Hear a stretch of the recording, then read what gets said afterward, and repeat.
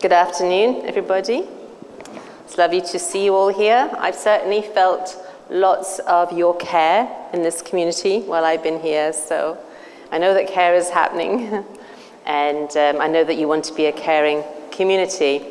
And yes, it's challenging to be a caring community, but that's what caring means, that we don't just give up when it's challenging, that we work through it a bit. But let's see what there is to discover together.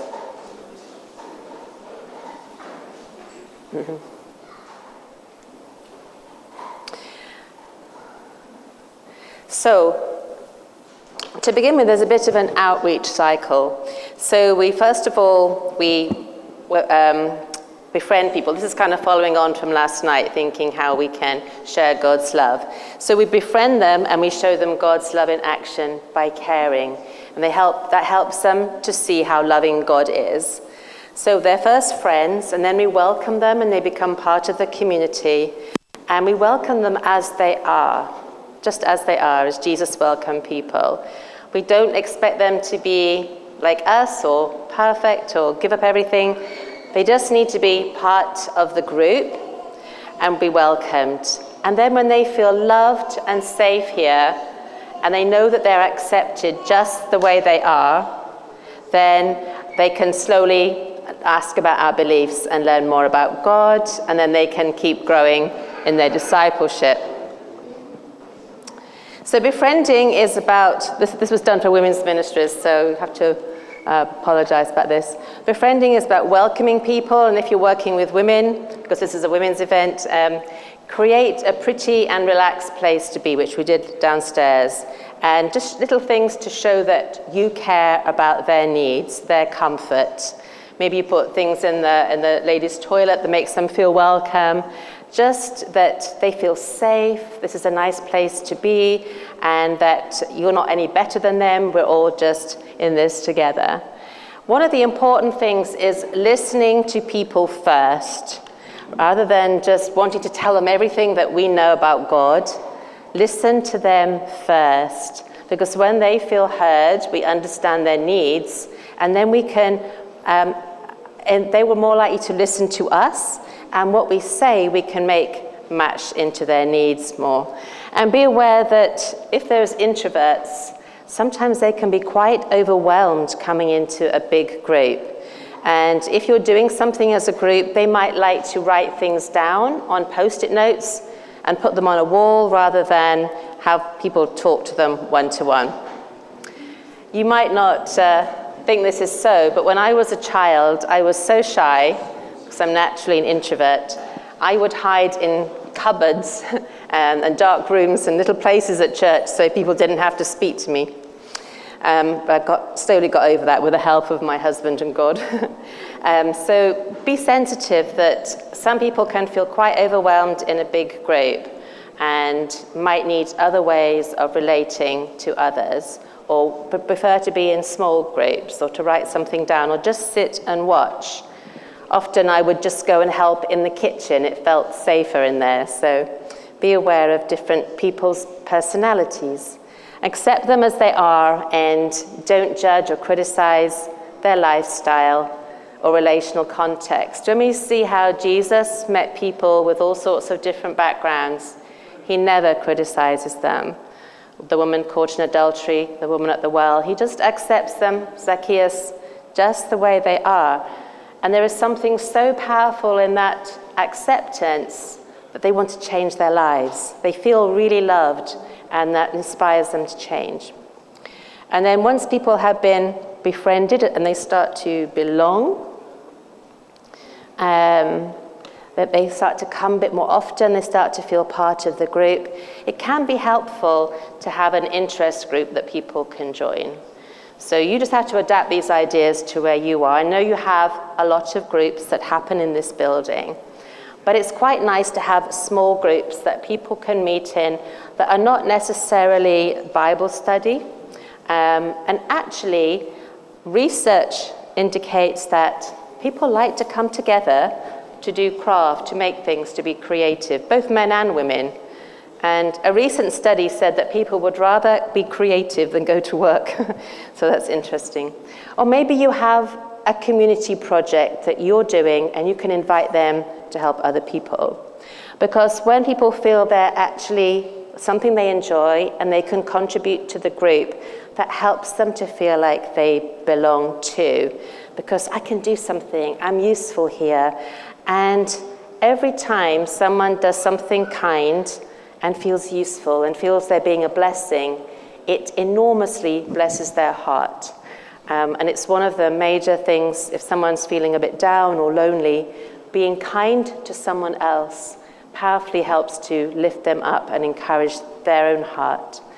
And have social activities too, so people can just come and be friends. There is a church near where my mother lives, and its goal is to reduce loneliness in the town. And what it does once a week, it opens up a huge space, and 100 people come to be together. And every table is a different craft activity, but there's some you can just sit and chat. And they open this up for £1. You come in, you get a cup of tea, a biscuit, and an activity to do. Maybe you pay a bit for the activity. But this has dramatically reduced the loneliness in the town. Everyone knows this is where they can go. And the pastor of this church, he will stand up for 5 minutes and he will just say something thoughtful, just very brief and simple, and pray. And the people really enjoy that anyone can come and they can just sit and not feel alone.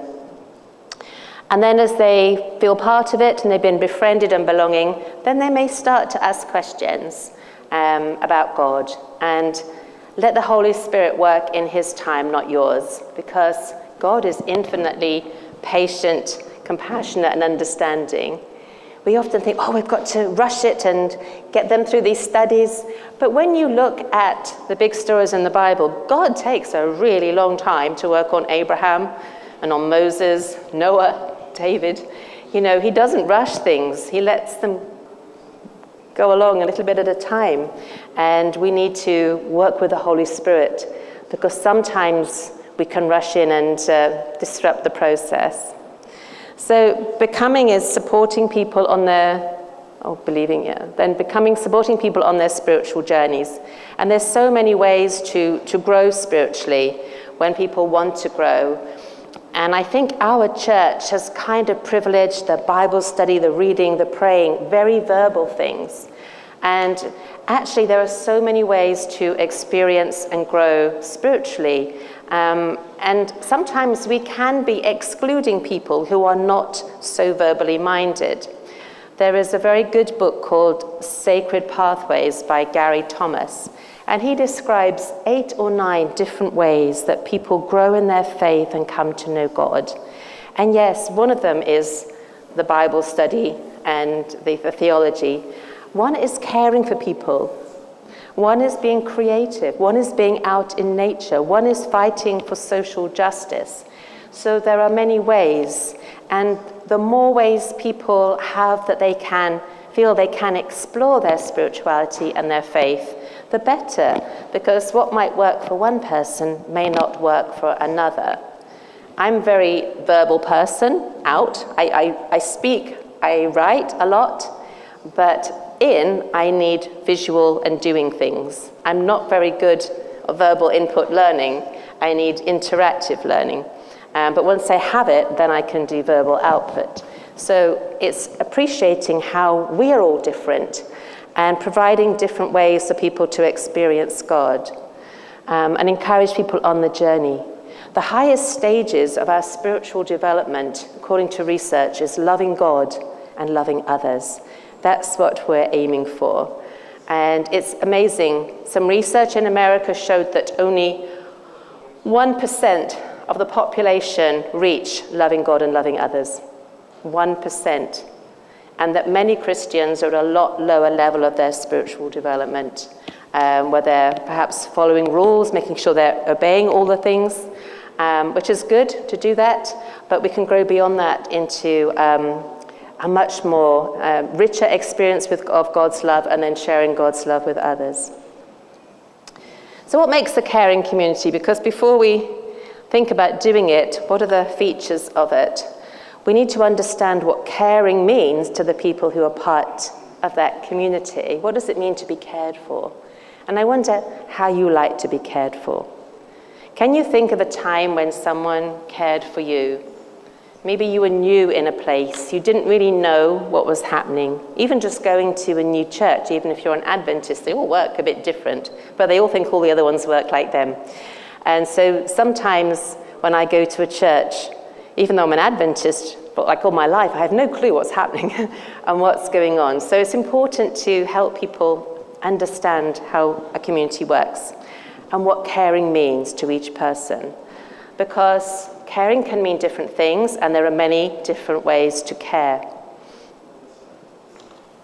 So this is something that we need to understand, why this is so important. So there's something called, to simplify things, that happens in our body. We'll call it the distress cycle. And this is where it all starts. If I don't feel cared for when I come into a church by God, from what I hear or from others and how they treat me, then if I don't feel cared for, my stress level goes up. Cortisol and adrenaline are released into our bodies and we don't feel safe, we don't feel cared for. That makes us feel stressed.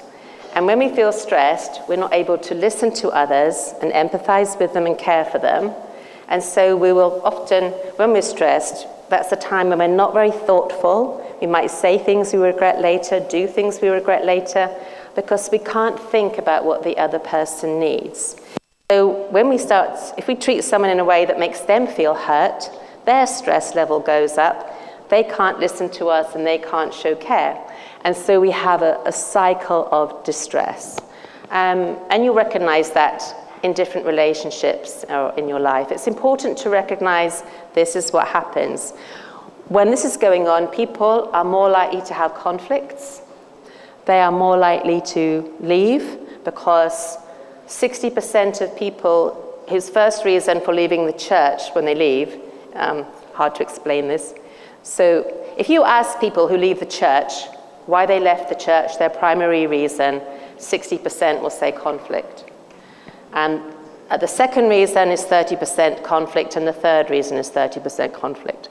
So distress causes conflict, and when people are feeling distressed, then they can't care for one another. So it's important to help people feel comfortable and safe. The good news is there's a compassion cycle. When we feel cared for by God and others, then oxytocin and lovely hormones released into our brain, and they help us to listen. They help us to listen carefully, to empathize, to bond with people, to connect, to show compassion. And that's what we want to have happen.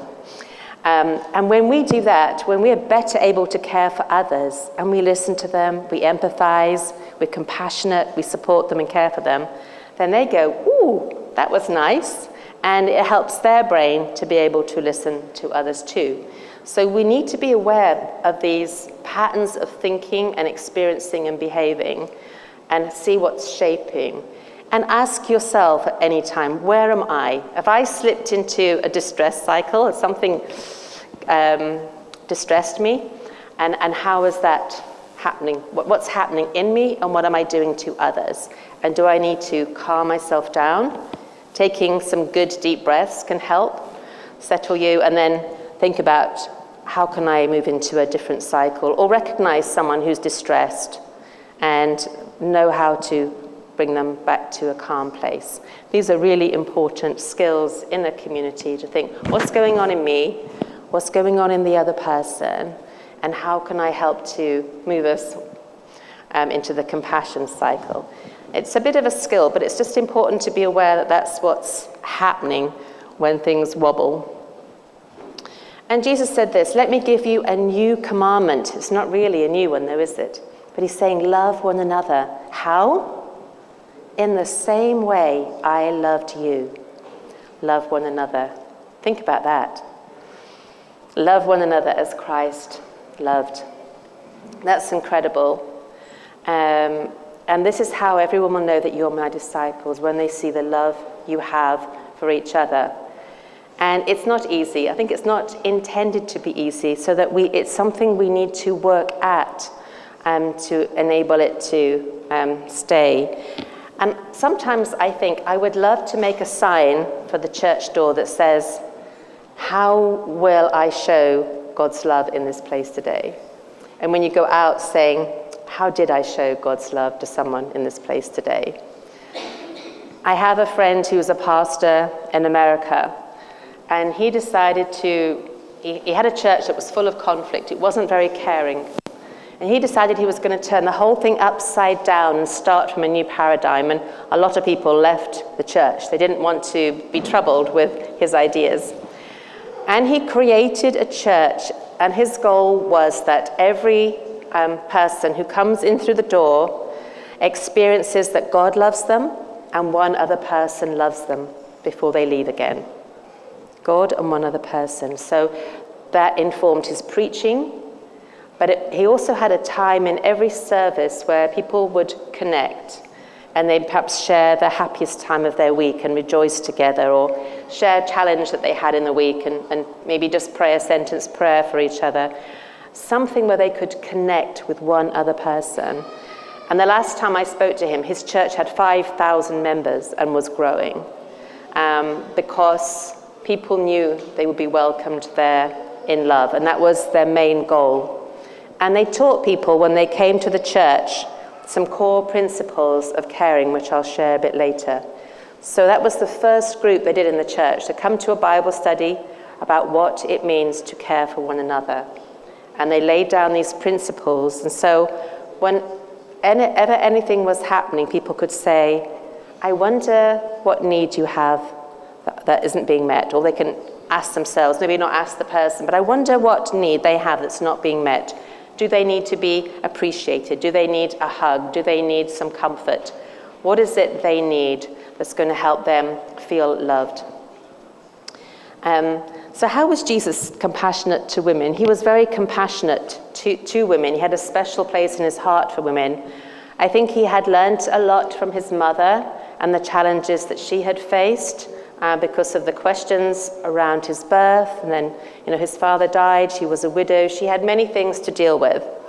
And Jesus was exceptionally compassionate to women in the Bible. We see this over and over again, that he cares for them. He cares for them by lifting them up, not shaming them, by comforting them in their distress, by appreciating their gifts, forgiving them, healing them, resurrecting them, blessing them like we had in the lesson today, and his mother at the cross, giving her another son. So compassion is a huge study at the moment, and I'm particularly interested in the role of compassion in churches. And it's amazing when they are doing the top research studies in compassion at Stanford University. The key principles that they're discovering that should be in place for real compassion they're all in the Good Samaritan story. So Stanford University is actually showing that when Jesus gave us the Good Samaritan story, he was giving us all the key principles for being compassionate communities. And that means we need to believe that caring is important, which we all do, and then listening out for it, looking for it, like the Good Samaritan was. He was listening and looking. The other two guys didn't believe it was their role to care, but the Good Samaritan did. And then he hears the need. And then the idea is you need to listen to the other person. If the person is unconscious, what would you want them to do for you? And then do what you practically can to help them. And also be prompt in your delivery of compassionate action, match it to the need, be extravagant as you can, and make it adaptable as time goes on when their needs change. So compassion is a hugely important aspect that we haven't really studied very much. And many verses say that Jesus was compassionate, and then it goes on to tell you an amazing story. But when you read it, when someone uses it as a scripture reading, they often miss out the bit about Jesus was compassionate and just talk about the big thing that he did. But it all starts in his heart, having complete love and compassion for every single person. And we can go and learn how to do that from him. And compassion is really good for us.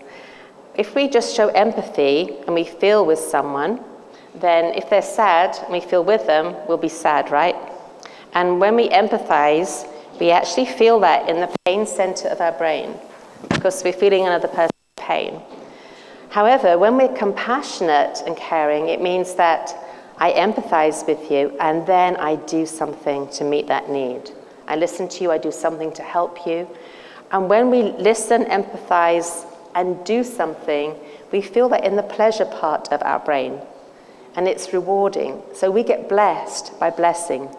And that is how God has wired our brains to help us be more compassionate because the brain gets a reward for it. So I often find it's very useful to look at, what's going on here? Whoops. Where are we going? Okay. So I like Romans 12 as being a really good study about being a caring community. Paul is creating churches very often. He goes around just planting churches. And sometimes he's not there very often. And you imagine you're planting a new church with people who don't really know very much. What do you need to do to make sure that's a sustainable community? Is you have to make sure it's a caring community. Because if it's not a caring and compassionate community, it's going to have conflict and it will fall to pieces. And it won't have the positive influence in the community. So I love Romans 12 because basically he says, we're all parts of the body of Christ. We are all connected. And when one part hurts, the other parts hurt. And all the parts work together to help, support, and heal the broken or hurt part. So we're all connected. We need to really remember that. We're all uniquely created and spiritually gifted to bless the communities where we are. We learned some of that last night. When we use our spiritual gifts, we bless the community. If we're all using the different spiritual gifts, we richly bless one another and create a stronger and more caring group. So it's important for us to know what our spiritual gifts are, to find the way that we care in the church. There was a church where they were doing these Bible studies about how to care. And they came to the section about showing affection. And a little old lady was very quiet. She never said very much. And then she said, I think I need affection. She says, since my husband died, no one has hugged me. I haven't been hugged for 20 years. And she was very quiet, didn't normally say anything. And when the group heard that, because they're learning about caring, what do you think they did for her? They went to hug her, and her face lit up. And they said, we never knew you needed hugs. And so when they came to church the next week, all her little group came and gave her a big hug, and her face lit up. And she decided that she was going to be a hugger. She was going to start a hugging ministry. And so everyone knew that if they needed a hug on Sabbath morning, they could go to the hugging lady, and she would give them a big hug. And then she began to flourish and smile and open up. Because that was just her gift that she was giving to the community. And there's always someone who needs a hug. And finally, in Romans 12, there is a great list of how to be a good community. Really important relational principles that can help us when we put them into practice. And here they are. Love from the center, love genuinely. Be good friends.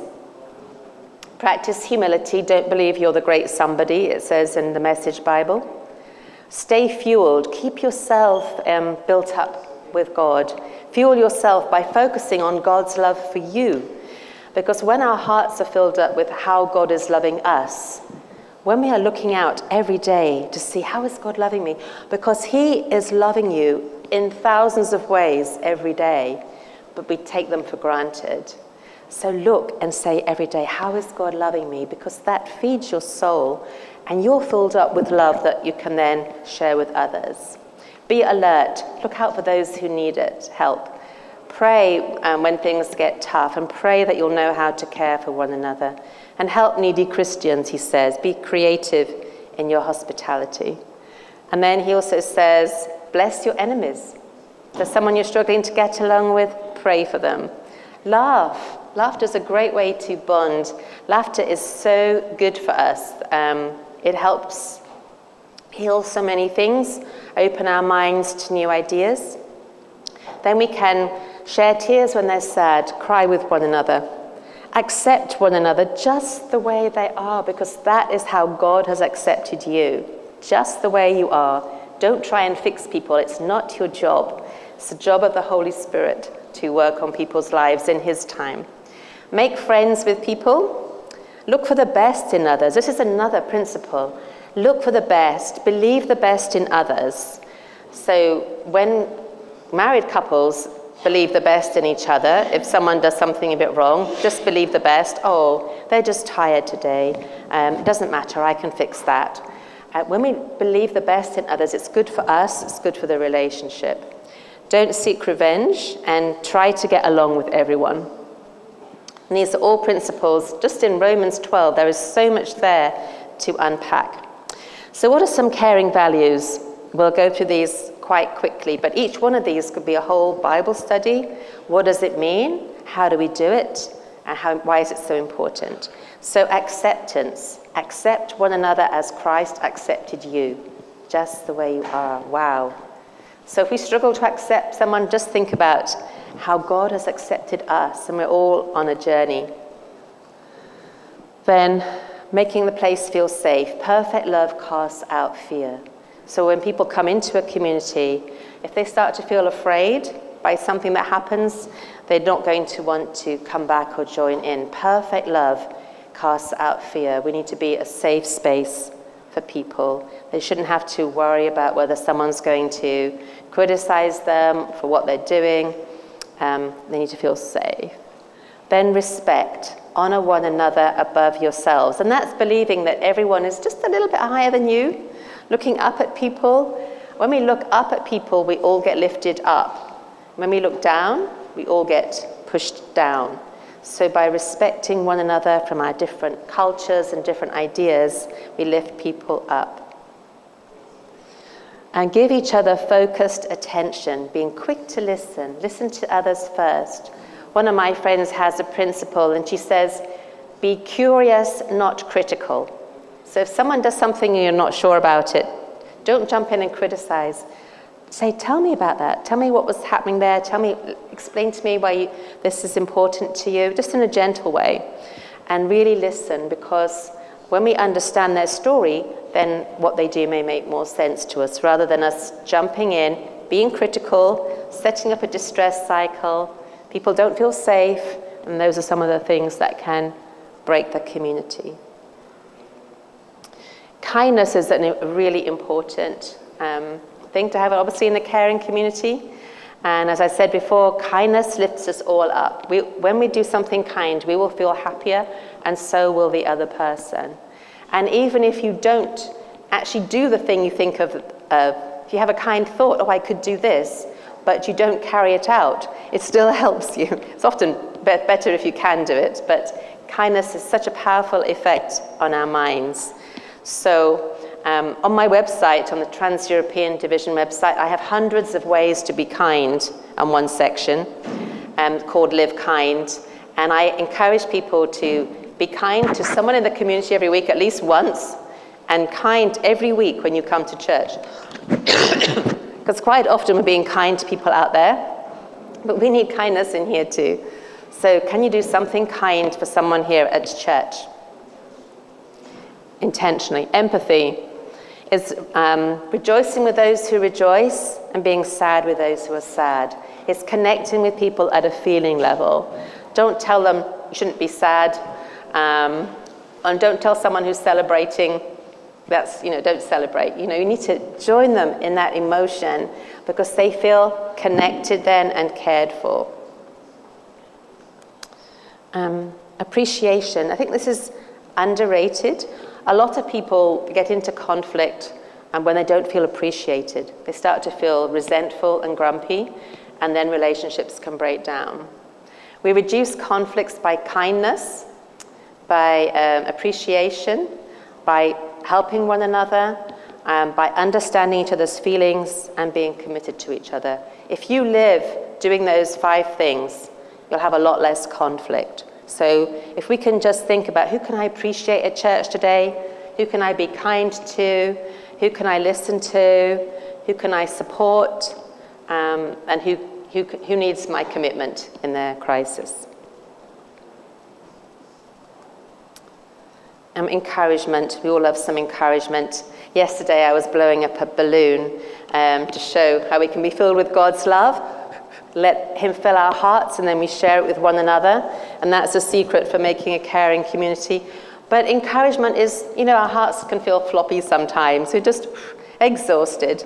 But someone can come along and blow some encouragement into us and strengthen our hearts.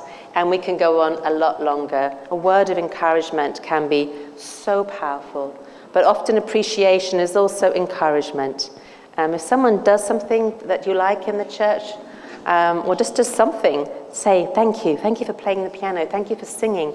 Thank you for taking up the offering. Thank you for teaching my child. They feel encouraged by that. They want to do it more when you say thank you. Support and help. So we should bear one another's burdens. How can we help one another? I think often we're not telling each other what our burdens are. People would love to care for us, but sometimes we're too shy in a community to say, you know what, I'm really struggling with this. I could really use someone to babysit my kids one night so I can go out with my husband. Or I'm really struggling to find food this week. Whatever it is there a way that people can let someone know the help they need? There was a couple of churches near us in Scotland. They weren't Adventist churches, but they had what they would call community grandmothers, for want of a better term. They could be grandfathers too. But they had designated people in their church who were fit and active and retired. And anybody could call them up and say, look, I've got a problem. I have to take one child to the hospital. I don't know what to do with the other one. Or my husband's sick and I need some help to bring some food in.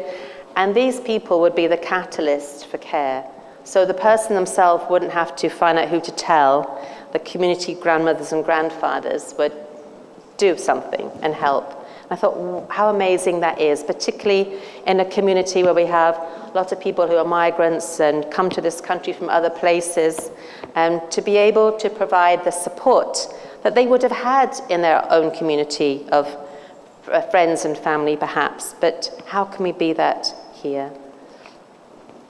And then, question mark, what else would you put there? What else for you would make a caring community where you are, right here in Stockholm? What are the things you need? Now, these are just ideas, right? So you take away what you can use, what will build you up. Don't feel overwhelmed by everything. But we can all make a difference just by intentionally appreciating someone, being kind to someone, listening to someone. Every time we come to church, we can build up. But we also need to make sure that we're not missing people. So if we were in a smaller group, what we would do is we would write on sticky notes the values that they would like to see in a caring community. What would you like to see? What are your hopes, your dreams, or the values that you have that you would like to see in a caring community? Because every community is different and has different needs. And it's important when we create a caring community that we listen to everyone's ideas. And that helps us to feel connected as well. So you can gather the ideas and put them in different groups. Okay, those are a bit similar. Those are a bit similar. We know we need some more support. We need some help. These people think appreciation would be more helpful. Being able to be honest about our struggles without feeling we're judged, that might be something. So people can put their values up and we can see what they are, what people would like to see in this caring community here. Because every community is different. And then when you've discovered what your shared values are, like those caring principles I gave you before and other things you might add, discuss what they mean. What does it mean to encourage one another? What does it mean to accept one another or support one another? And really study into that using God's word and discover and share your ideas about it. Tell stories about when it happened and it was really good and how much you like that, so that people's enrich their ideas of the different values and understand them. And then we can think about these ideas and think, well, what would it look like if we lived like that? What would we see here and do here in this community if we lived in this way? What would be different? What are the principles? I like this mug, what good shall I do this day? And I think that's also another nice thing to put on the church door. That I can minister here today, whoever I am, by sharing kindness and encouragement and appreciation. And then we can be creative together. So when I work with a youth group or any kind of group, women's group that want to create more of a caring community, we get the group together to make some posters about how they want to care for one another, and they put them around their meeting room so that they're reminded all the time of the values they want to live out and how they want to do that. And when people come to the community, they can see what your values are straight away. We want to be a community that does this. We want to be a community that does this, because that will build care. So it is a reminder every week when you go to your social room, this is what we stand for. So sometimes we have to divide a huge group like your church into smaller friendship groups that can look out for each other. And this is sometimes where small groups can help, or small Sabbath school classes, or whatever else you want to do. Because if you come into church and there's 200, 300 people in here, it's a bit overwhelming. Where do you start to help people? Well, God can say, he'll tell you, go and speak to that person, go and do this. But it can feel overwhelming because everyone feels they have to, care for as many people as possible. But if you just have a small group, maybe 4 or 5, and you make sure those people are all encouraged and, supported in what they need, then it's easier for us all to manage. If maybe you have a WhatsApp group where you communicate and support one another, because otherwise we're all distracted by the amount of care that needs to be done. So small groups can help, as Bernie was saying. It's one of the principles in a bigger community. Because the bigger it gets, the easier it is to be lost in it, to not be aware of each other, and to miss things. You can have a notice board or a WhatsApp group with encouraging messages, people who want help, people who are just saying thank you to one another, and create a big board. I worked in a place one time where there was a huge whiteboard as you went into the building, and it was filled with gratitude for one another, requests for help, prayer requests, kindness ideas, all sorts of things. And it was so encouraging just to see that in one place and then think, oh yes, I could do that. It's important to be aware of that.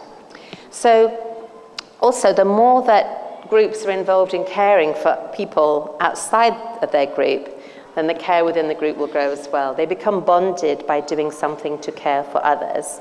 So the little group could have a shared unique mission that this little group does, that they do together, because that way, as they work together, they will get closer, they will bond, they'll be more open to caring, they'll trust each other, and they can go and sing in old people's home or make soup for homeless people as a group and bond over caring for others. Then we have observing. So I often say, if you're doing a group, having a big event, have someone who is just watching, someone on your team who is looking out for those who might be feeling lonely or isolated. Maybe they're an introvert, maybe they had a bad week and they just don't know where to start and they just sit on the edge, and you can just notice them and then just come alongside them and say, I noticed you're sitting on your own. It's okay if I come and sit with you and tell me about your week and listen. So we can also use WhatsApp these days to connect between groups, between weeks when we're here, so the small group has a connection, and make sure there's time for some one-to-one conversations so you really get to know one another. And I find that there's often not time for that on a busy Sabbath. Everyone's busy going to Sabbath school, coming into church, maybe going down for lunch, maybe you get a bit of conversation there. But quite often, we don't really have a deep conversation when we're at church. And then we all go back to our homes. So it's quite useful to see if you can make time for a one-to-one conversation with someone every now and then. Let's go and have fika together and get to know each other a bit better. Or come round to my house and let's do something. Let's have soup. Something simple. It doesn't have to be fancy. But we need those one-to-one conversations to really get to know each other well, to feel we understand each other and can trust one another. And leaders, it's good to have some leaders of different ages and personalities that may be watching out for different groups of people, so that if someone has a need, they can come and they know who to speak to. They may be more comfortable with one person than another. So make sure people know who they can talk to when they need something. Recognize when someone needs specialist care. Sometimes there's an emergency. In the little Sabbath school I was in this morning, someone talked about a friend in Africa whose house had just burnt down completely. And their church was so caring, they came together immediately and provided a furnished apartment for this family to stay in. They lost everything. And the church had rallied around them. And that is just so powerful. So every community actually needs a story of great compassion for someone within the community.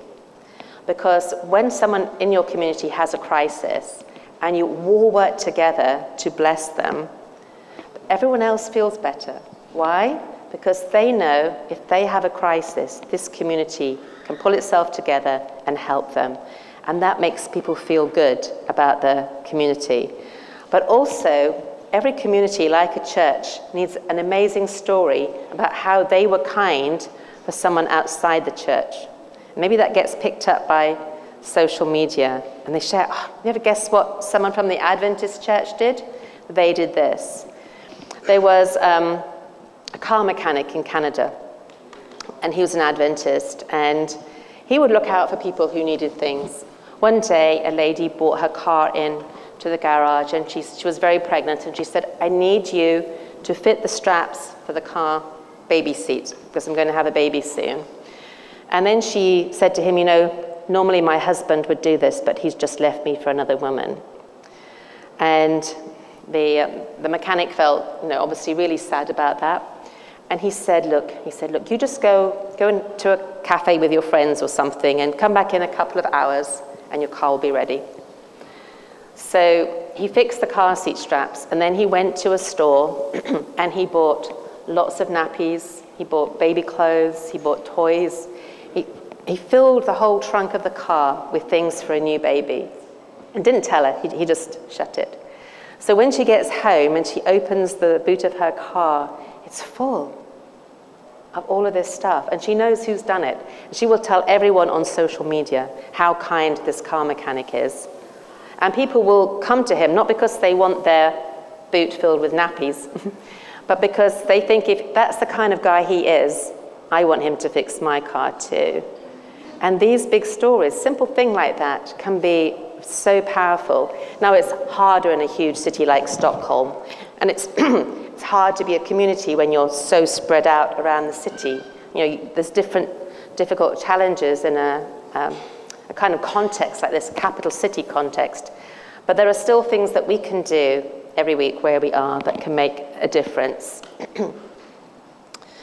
And sometimes it's good to have these weekly little check-ins. And this, my friend who grew his church to 5,000 people, these were some of the things that people would share in the service.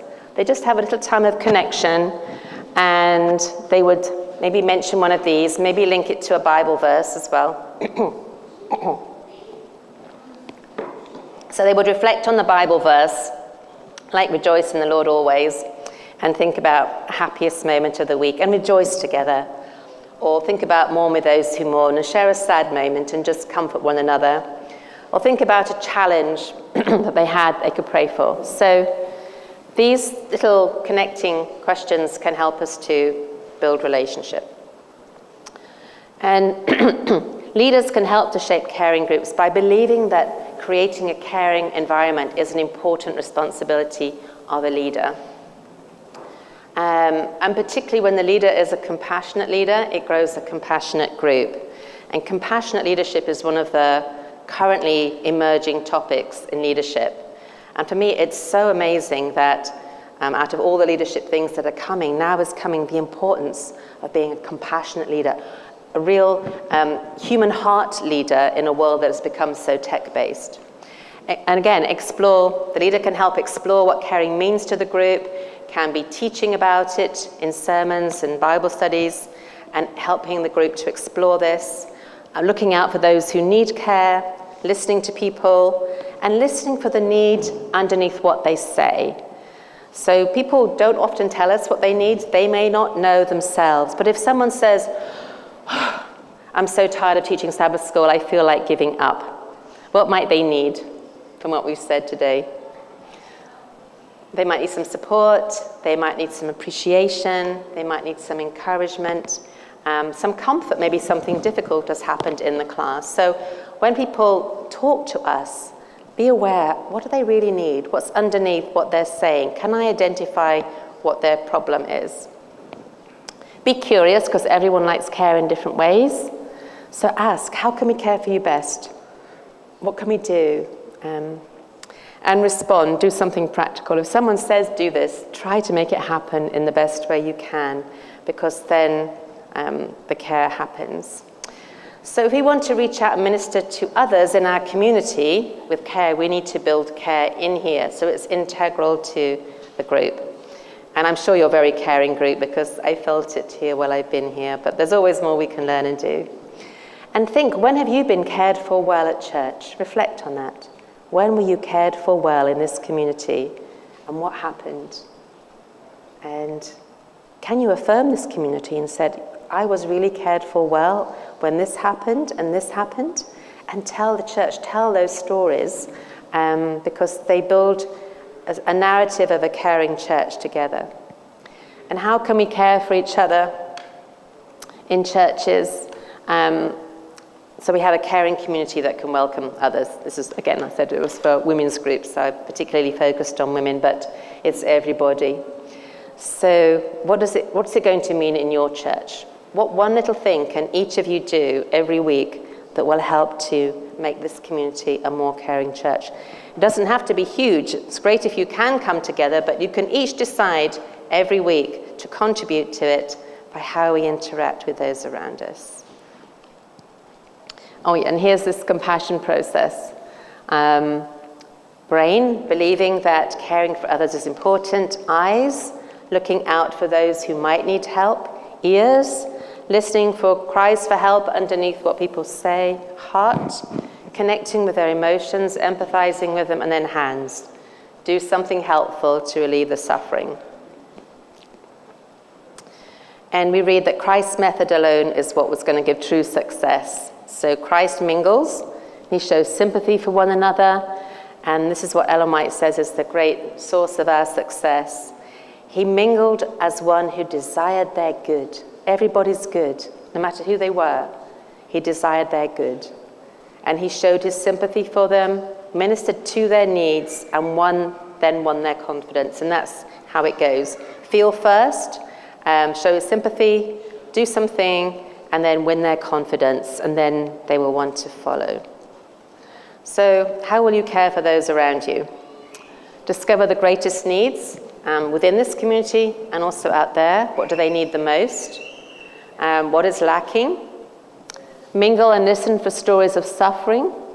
Serve them humbly, whatever they need.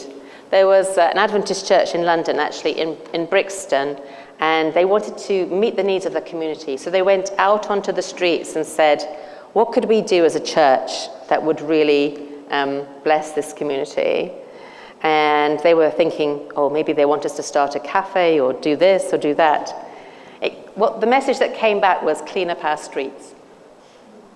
And so some of them said, we didn't want to do that. And others said, if this is what they want, we will do this. So they got T-shirts and things that said, Caring Community, Seventh-day Adventist Church, and they went out into this whole area of London and cleaned up the rubbish and did that on a regular basis. Because then people know this is the church that cares enough to pick up our litter because they want this to be a better place. And that speaks so much. It takes humility, but it shows them deep love.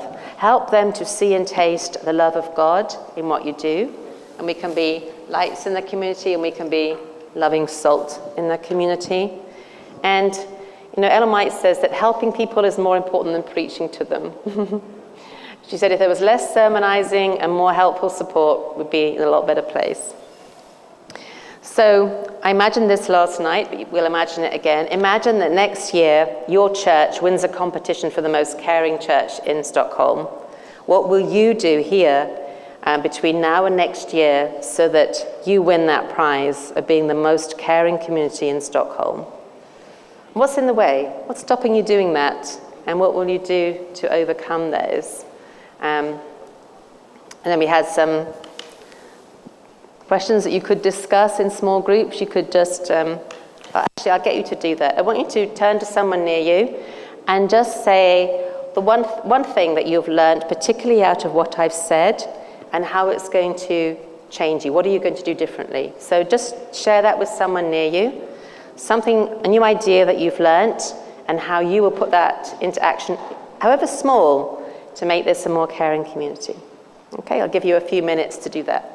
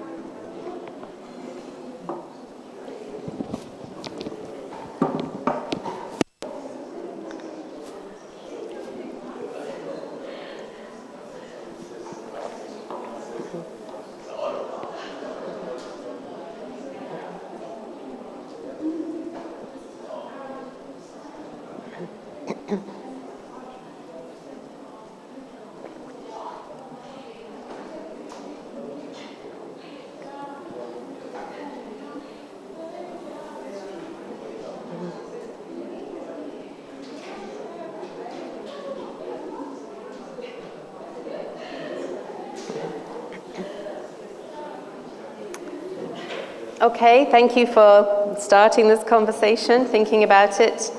On my TD website, I have, I think, 30 ways to be kind to people at church. So maybe I need to share that with Bernie. And you can put the ideas on your bulletins, your newsletters, things like that, ways to be kind. So we need to make a plan to love. And again, if we were here together, we would make a large heart poster and think about how we could share love more in this community and what we can do to make that a reality. It's best to do a small thing very well than to do too much and struggle. So this is where just each one of us saying, how can I care for another person in this church every week? Even that can make a big difference. But if we're coordinated in that effort, we can make a bigger difference. But we can all contribute to this wonderful feeling of making a loving church. And what other ideas do you have for growing caring communities? And how might this bless your entire church? Finally, and this is my prayer, that your love may abound more and more in knowledge and depth of insight. And that's something what I was sharing now. And you'll all have your own wisdom and insight to share in this area of being a caring community.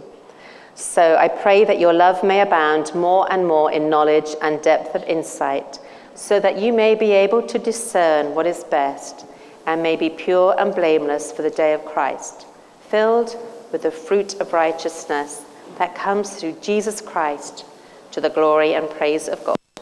Amen.